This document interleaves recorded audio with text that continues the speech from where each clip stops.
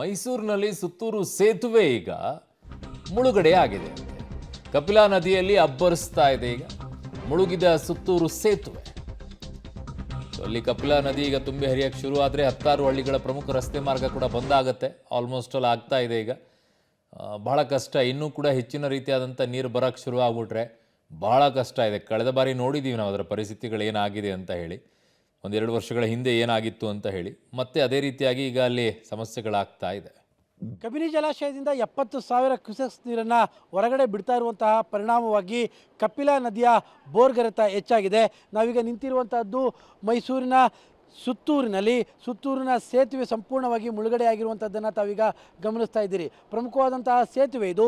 ಅಂದರೆ ಈ ಕಡೆ ಭಾಗದ ಏನು ಸುತ್ತೂರಿನ ಅನೇಕ ಹಳ್ಳಿಗಳ ಭಾಗಕ್ಕೆ ಸಂಪರ್ಕ ಕಲ್ಪಿಸುವಂತಹ ಪ್ರಮುಖವಾದಂತಹ ಸೇತುವೆ ಇದೆ. ಸುತ್ತೂರು ಶ್ರೀ ಕ್ಷೇತ್ರ ಇರುವಂತಹ ಸ್ಥಳ ಇದು. ಈ ಒಂದು ಸ್ಥಳದಲ್ಲಿ ಇರುವಂತಹ ಸೇತುವೆ ಸಂಪೂರ್ಣವಾಗಿ ಮುಳುಗಡೆಯಾಗಿದೆ. ಹೀಗಾಗಿ ಏನು ಪ್ರಮುಖವಾದಂತಹ ಊರುಗಳಿಗೆ ಸಂಪರ್ಕ ಕಲ್ಪಿಸುವಂತಹ ಪ್ರಮುಖವಾದಂತಹ ಸೇತುವೆ ಇದಾಗಿತ್ತು. ಸದ್ಯಕ್ಕೆ ಕಪಿಲಾ ನದಿಯ ಬೋರ್ಗರೆತ ಹೆಚ್ಚಾಗಿರುವಂತಹ ಕಾರಣಕ್ಕೋಸ್ಕರವಾಗಿ ಈ ಸೇತುವೆ ಸಂಪೂರ್ಣವಾಗಿ ಮುಳುಗಡೆಯಾಗಿದೆ.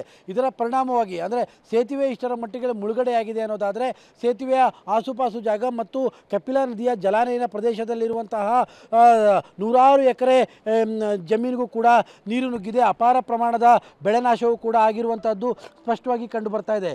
ಈಗ ಸದ್ಯಕ್ಕೆ ಏನು ಕಪಿಲಾ ನದಿಯ ಬೋರ್ಗರೆತ ಹೆಚ್ಚಾಗಿರುವಂಥ ಕಾರಣಕ್ಕೋಸ್ಕರವಾಗಿ ಸುತ್ತೂರು ಸೇತುವೆ ಅಂತಲ್ಲ, ಏನು ಕಪಿಲಾ ಜಲಾನಯನ ಭಾಗದ ಹಲವು ಸೇತುವೆಗಳು ಸಂಪೂರ್ಣವಾಗಿ ಮುಳುಗಡೆಯಾಗಿದ್ದಾವೆ. ಮತ್ತೊಂದು ಕಡೆಯಲ್ಲಿ ನಂಜನಗೂಡಿನಲ್ಲಿರುವಂಥ ಸೇತುವೆಯು ಕೂಡ ಮುಳುಗಡೆಯ ಹಂತಕ್ಕೆ ಬಂದಿದೆ.